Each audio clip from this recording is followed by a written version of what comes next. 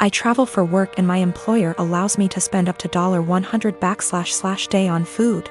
If I don't use it, I don't get to pocket the money.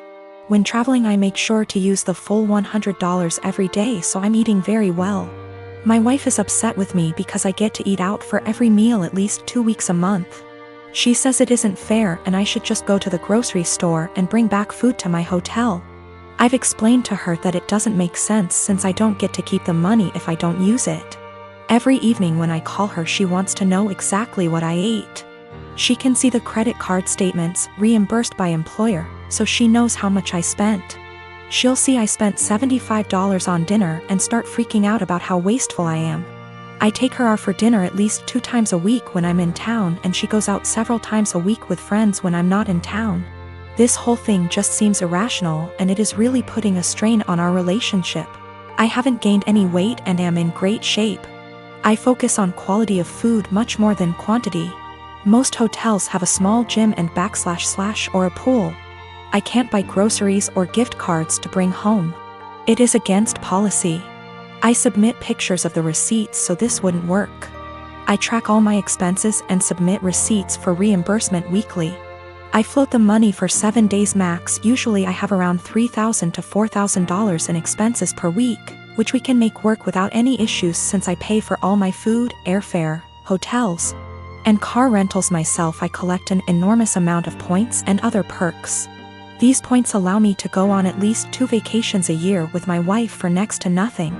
We went to Spain early this year for 2 weeks and spent under $400 for the entire trip. Not using a company card is one of the best perks.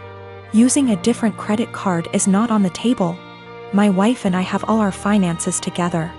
We both think it's important to be 100% transparent with money. We don't have any kids. She started a business selling Mary Kay a few years ago. She is working really hard to expand and find new customers. She likes the idea of being her own boss, and I try to do everything I can to support her. I'm rarely gone for 2 weeks at a time. Sometimes I'm gone for only 2 days. On average, a trip lasts 5 days and I go on 3 a month. A lot are saying Mary Kay is a pyramid scheme. I don't really know that much about the details of the business. I see a lot of women selling makeup, candles, and diet-related products, so I thought this was normal. We've put in around $50,000 over the past 2 years. Most of the money goes towards buying inventory and training seminars. I'll have to do some research to see what is going on. My day-to-day is anything but glamorous. I've spent more time in the airport than I even care to think about. Things go wrong often on the logistical side. My work can be very stressful, but I've gotten very good at managing the workload. My boss encourages us to use the full expense amount. He understands the stress involved traveling so much. He's actually working on increasing the amount to $140 / day because of inflation. I own a small condo in Orlando.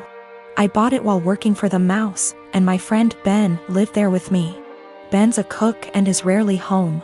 He has a large room that is accessible from outside and attached bathroom that locks to the rest of the house. Well, I got a different job, got engaged to my partner, and moved a few hours away. We kept the condo as a place to stay when we visit the parks.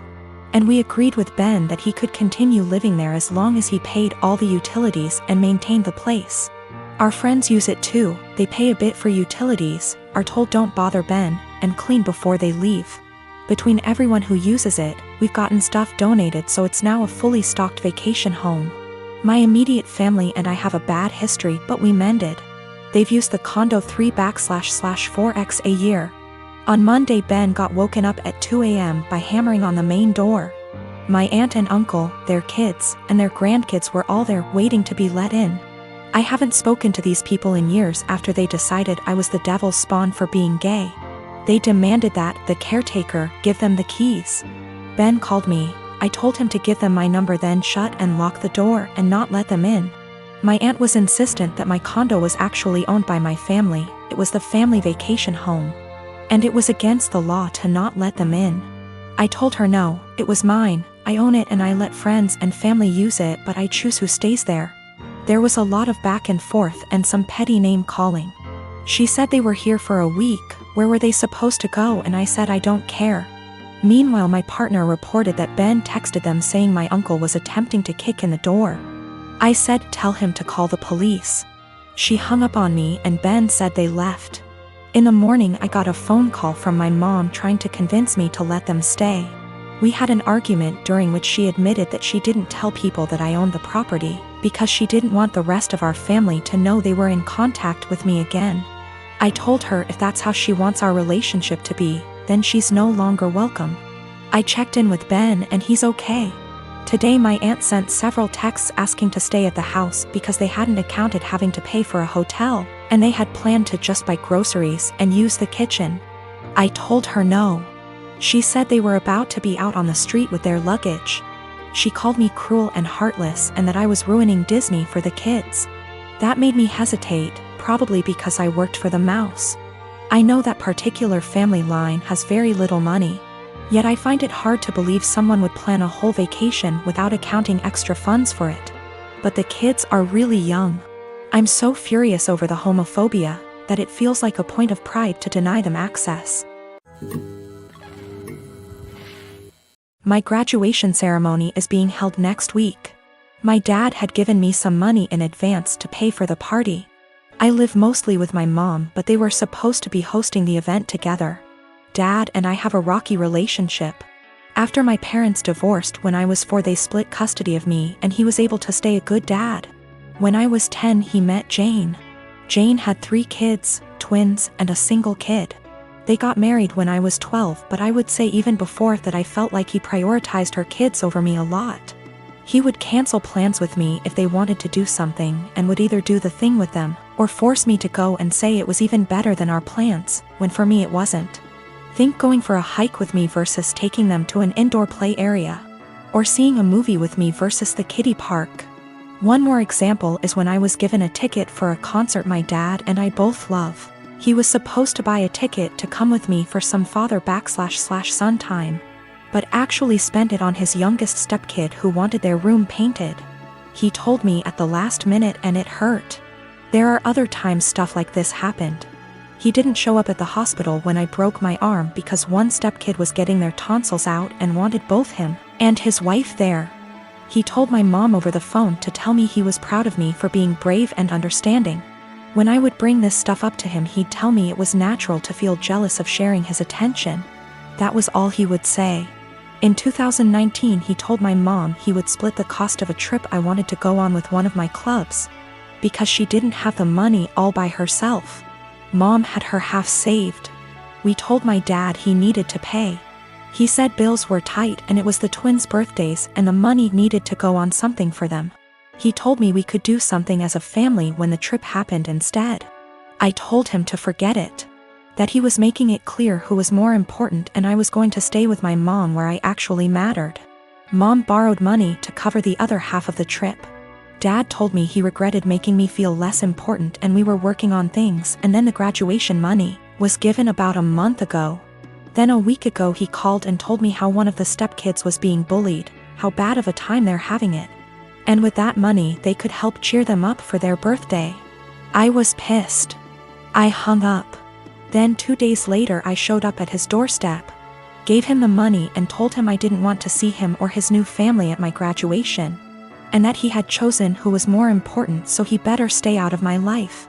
His stepkids and 2 younger bio kids were there. I didn't stick around. He called and told me we needed to talk it out like adults, and that I had hurt the kids' feelings. His wife freaked out on me, so I blocked her. My husband Nick was married to his first wife Vanessa for 5 years and they had 2 amazing kids, Luke and Lila. Sadly, Vanessa died in an accident 11 years ago when the kids were very young. I started dating Nick 8 years ago and we started off very slowly for obvious reasons. Nick has always been a little more distant than anyone I'd ever been with. But he and the kids lost Vanessa so young that I understood it. After 3 years of dating, Nick asked me to marry him and I moved in. I've always had a really great relationship with Luke and Lila and they were happy for me to marry their dad. I had wanted an actual wedding, nothing big.